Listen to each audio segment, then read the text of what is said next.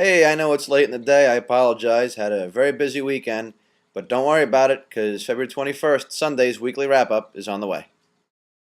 I live on the edge and don't know what my name is, but I know I'll be playing whatever the game is. And once that you burner, it really no shame is, and all that we do now for just for the famous. I like to set up things, I like to be winning, and I love to betray you, and I love to be sinning, but I mean to be cheating as soon as you leave me, but I can't be resisted as long as I'm singing.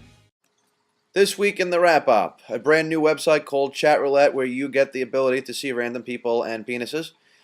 Outlook adding new functionality via social media, and some updates in the mobile world, iPhone, Windows Phone, the Slingbox, and Samsung introduces a smartphone. That's the three.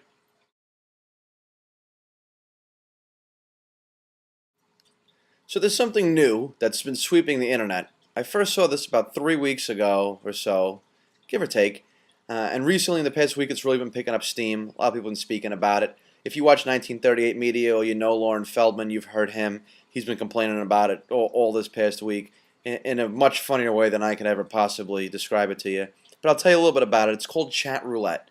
And in 2010, the age of social media where we're connecting on MySpace, maybe, Facebook, Twitter, and all these other ways that we're all getting in touch, it's all very social. It's all very personal. You know who I am. I know who you are. We're reconnecting in a million different ways. Comes this thing now, Chat Roulette. And what Chat Roulette is, it's a totally random connection to an individual. Everybody opens up the website. They're all connected to it. You click play. That's how it starts. Now you need to have a webcam to really utilize this. You click play and what happens? There's somebody on the other end with a webcam also. You get to look at each other and talk, audio, and type, and send instant messages in a chat format back and forth to each other. And you can click move to the next and find somebody totally new to talk to. But what's going to happen? There's no names. It's totally random. It actually calls the other person a stranger. And that's it. It's very brief snippets of conversation. And people, of course, are using the anonymity of the internet to show you parts of them that you probably don't want to see. I'll be honest with you. The parts that I've seen are parts that I definitely, absolutely did not want to see. But this is what they do. It's kind of amazing to me that this is where we're headed now with social media, turning into networking with strangers and keeping them as strangers on purpose. It seems counterproductive. It seems a little bit silly. But this is what we're doing. So it's chatroulette.com. You log on there and you click and next, and you see person, and eventually you're going to see a penis. This is what it's all about. People are not shy on the internet. We know this, especially not shy on chatroulette.com. It was interesting for about 10 seconds, and then it got stupid and perverse and ridiculous. But this is what they do. So it's big, it's hot. We'll see how long that lasts. I bet it's the flash in the pan. Who knows? Hopefully social media takes a turn back towards where it was headed in the first place. Who knows?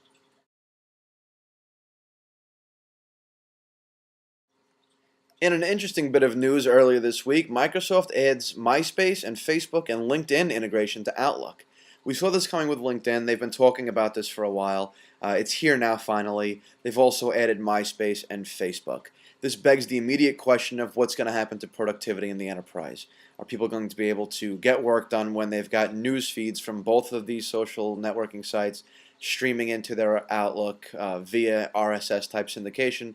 I don't know. I tend to think that it's not going to make much of a difference simply because any network administrator worth his salt is not going to allow calls through the firewall, the proxy, to these websites and deliver them back internally to the enterprise. Basically, all that means is when you're at work, you can't reach MySpace, you can't reach Facebook because they're blocked because your boss wants you to do work. Okay, your boss doesn't care about how much money you're laundering on mafia wars every minute of the day. So they're blocked as it is. Does that mean that the way these things are structured, it's that the proxy will not be able to go out and retrieve these feeds? More than likely. If it doesn't mean that now, it probably will mean that soon as network admins work to disable this feature from an information flow standpoint if they don't just simply disable it from Outlook altogether. So that means the home users would really be the targeted crowd for this. I don't know that really makes sense for Outlook, but if you use Outlook, which I do in a couple of instances, I guess it makes sense, and I'll definitely check it out. I mean, why not? Why not have an aggregate source? Just put everything all in one place. It's less things that need to be open on my machine and less places I need to go to check. So it could be kind of cool. I see why LinkedIn would be a problem. The last thing you want your employees doing it would be networking with other companies for potential jobs. You don't want them hunting for jobs on your nickel. So we'll see what this means. I give Microsoft credit for being progressive about this. I think it makes sense. I mean, we've got RSS, now we've got social media news feeds coming in as well. We'll just see how practical it ends up being in the workplace, in the enterprise. I don't know. I'll let you know how it goes.